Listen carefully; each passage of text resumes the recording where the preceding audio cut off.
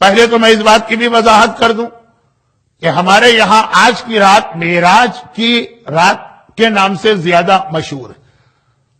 یہ مبس تو انڈیا پاکستان میں بہت کم لوگوں کے ذہن میں تھا، اب نہیں، اب تو بہرحال کافی اویئرنیس آ گئی. اور یہاں بھی ہمارے یہاں ہماری روایتوں کے اعتبار سے آج کی رات کو شب معراج کہنا بہت مشکل ہے. غلط تو نہیں ہے لیکن بہت مشکل ہے. آج کی اصل اہمیت و خصوصیت مبعث ہے. مبعث یعنی اللہ کا رسول کنتو نبیًا و آدم و بین الماء والطین، کنتو نبیًا و آدم و بین الروح والجسد. کئی روایتیں کہ پیغمبر نے فرمایا میں نبی تھا جبکہ آدم، اب بہت مشکل اردو ہے لیکن وقت کم ہے اور مجمع بھی کوئی نوجوان یا بچے تو ہیں نہیں، سب بڑے لوگ سمجھتے ہیں. آدم آب و گل کے درمیان تھے، ابھی مٹی والے مرحلے میں تھے. ایک روایت ہے کہ میں اس وقت ہی نبی تھا جب آدم کا جسم بن گیا تھا، روح نہیں ڈالی گئی تھی، مگر حکم نہیں تھا رسول کو اپنی نبوت کے اعلان کا. جب یہ حکم آیا وہ آج کی رات 27 رجب مبعث، جس کے حوالے سے میں نے قرآن کی ایک آیت آج ابھی تلاوت کی، ایک آیت آج آپ نے دوپہر کو نماز جمعہ میں سنی ہوگی. حضرت ابراہیم کی دعا میں نے تلاوت کی، وبعث. ابراہیم نے کعبہ بنا لیا اور اب ہاتھ اٹھا کے دعا کر رہے خدا بندہ اب ان مکے والوں کے بیچ میں وبعث، مبعوث فرما، ٹو سینڈ، بھیج اس رسول کو جو تلاوت کرے گا اور کتاب و حکمت کی تعلیم دے گا اور پاک کرے گا. اور سورہ جمعہ میں اعلان ہوا هو الذی بعث فی الامیین رسول، اور اللہ نے اپنے رسول کو بھیج دیا. یہ ہے وہ لفظ بعث، مبعث، بھیجنا، ٹو سینڈ، جو آج کی اہم خصوصیت ہے. اور اس حوالے سے ہم نے اعمال انجام دی. اعمال میں بھی بار بار مبعث کا تذکرہ ہوا دعاؤں میں، لیکن جو اعمال اپنے انجام دی الحمدللہ طویل ہو گئے تھے لیکن آپ حضرات کی پوری توجہ بھی رہی اور صاحبان ایمان کی خاصی بڑی تعداد شریک بھی ہوئی. اہم ترین جو عمل ہے وہ تذکرہ ہو گیا کہ 12 رکعت نماز ابھی باقی ہے. نماز ختم کرنے کے بعد 49 مرتبہ وہ سورے وہ ہو گئے، دعا ہو گئی، زیارت کے اہم فریضے سے بھی فارغ ہو گئے. لیکن اہم ترین عمل یہ نہیں، یہ نعوذ باللہ میں نہیں کہہ رہا ہوں کہ یہ عمل کی اہمیت نہیں، اہم ترین، موسٹ امپورٹنٹ، سپرلیٹو ڈگری، افضل التفضیل، وہ ہے کل کا روزہ. سب سے اہم عمل جو مبعث کا اعمال جسے کہا جائے وہ ہے روزہ. رمضان کے روزے کے علاوہ سال میں 4 روزے جو بہت ہی اتھینٹک حدیث سے اور بہت ہی ہائیلی ریکمنڈیشن کے ساتھ آئیں، وہ 4 روزوں میں سے ایک ہے 27 رجب کا روزہ، پھر 17 ربیع الاول رسول خدا کی ولادت، اور پھر غدیر کا موقع.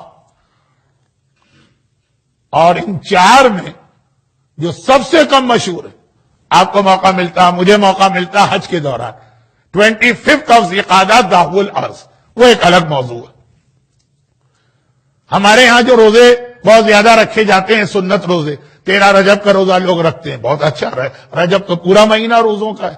3 شعبان کا روزہ، 15 شعبان کا روزہ خصوصیت کے ساتھ ہوتا ہے. امام بارگاہوں کی محفلیں اور مختلف پروگرام اس کے اعتبار سے اسکیجول کیے جاتے ہیں کہ آج لوگ روزے سے ہوں گے، افطار کا انتظام کرنا. مگر ان تمام روزوں سے زیادہ اہم روزہ 27 رجب کا ہے.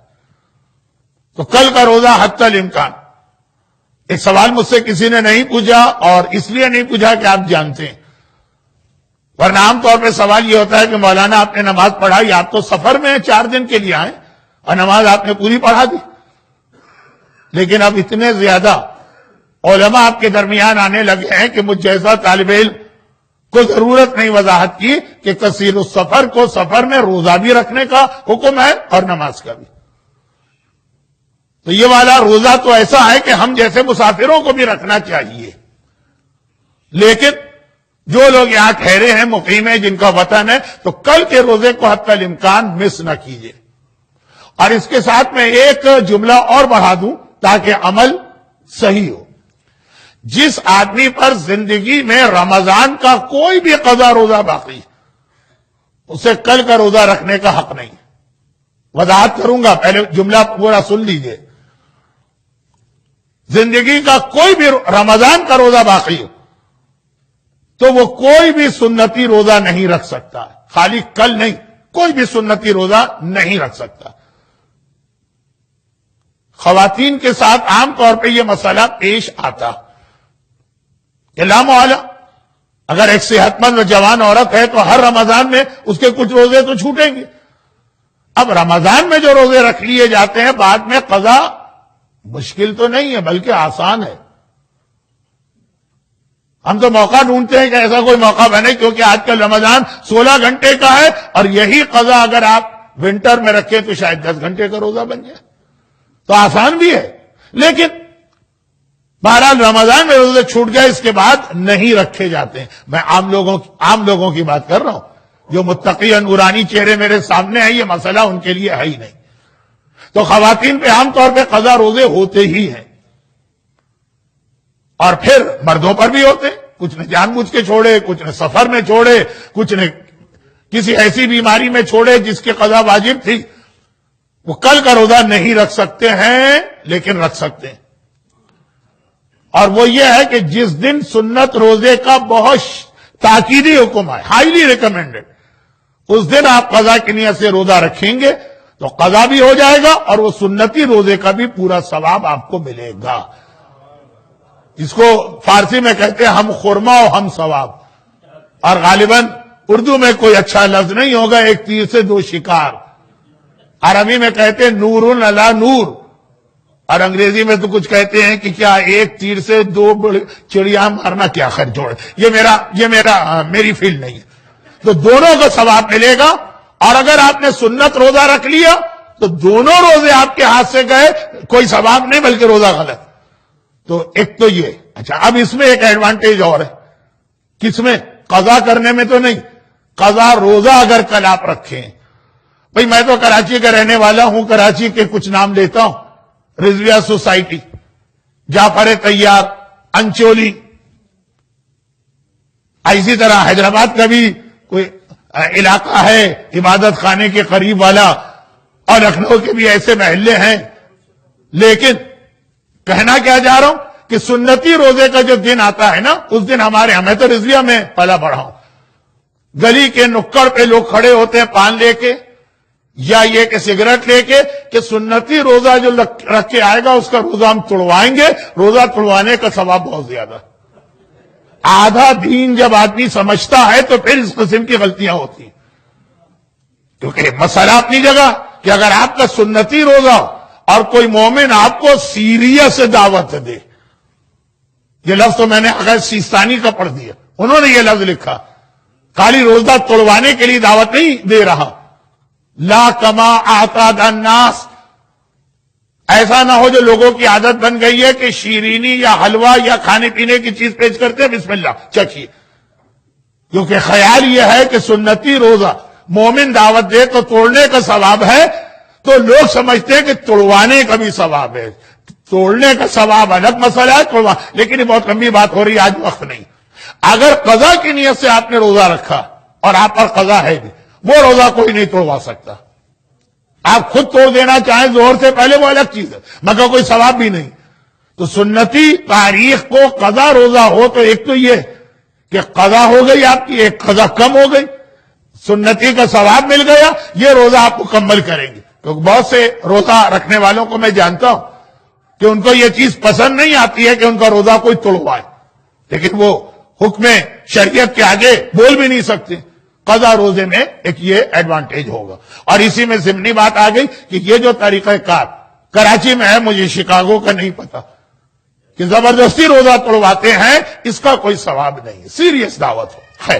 تو بات یہ کہاں سے چلی کہ اعمال میں اہم ترین عمل، جتنے ہم نے اعمال کیے یہ اہم اعمال ہے، اور اہم ترین عمل جو ہے وہ کل کا روزہ۔ ایک بات کل کا ایک غسل بھی بہت ریکمنڈ ہے، لیکن اب میں تفصیل میں نہیں جاؤں گا اس لیے کہ تقریر کا وقت بہت تیزی سے میرے ہاتھ سے پھسل رہا۔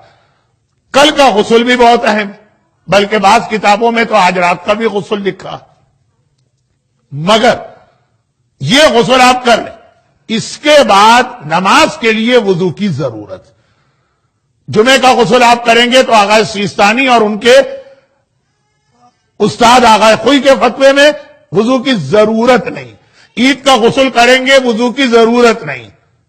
ہم لوگ حج کے لیے احرام کا غسل کرتے ہیں، وضو کی ضرورت نہیں، لیکن 27 رجب کا غسل اگر کریں گے تو اس کے ساتھ وضو کرنا پڑے گا۔ میں تفصیل میں قطعا نہیں جا رہا ہوں، اس اعتبار سے کہ کل کی مجلس جو آنے والے کل کی مجلس ہے اس کا موضوع یہ کچھ بنے گا، تو وضاحت بعد میں ہوتی جائے گی۔ پہلے اصل مسئلہ کہ ایسا نہ ہو کہ غسل کے بعد بغیر وضو کے اس طرح سے ظہرین کی نماز پڑھ لی جائے جیسے جمعے کے دن پڑھ لی جاتی ہے۔ اور یہ بھی آغا سیستانی کی بات ہے، رہبر آغا خامنہئی کے ہاں تو سوائے غسل جنابت کے ہر غسل کے ساتھ وضو ضروری ہے۔ بس یہ اعمال کا حصہ سمجھ لیجئے میرے اتنی دیر کے بیان کو۔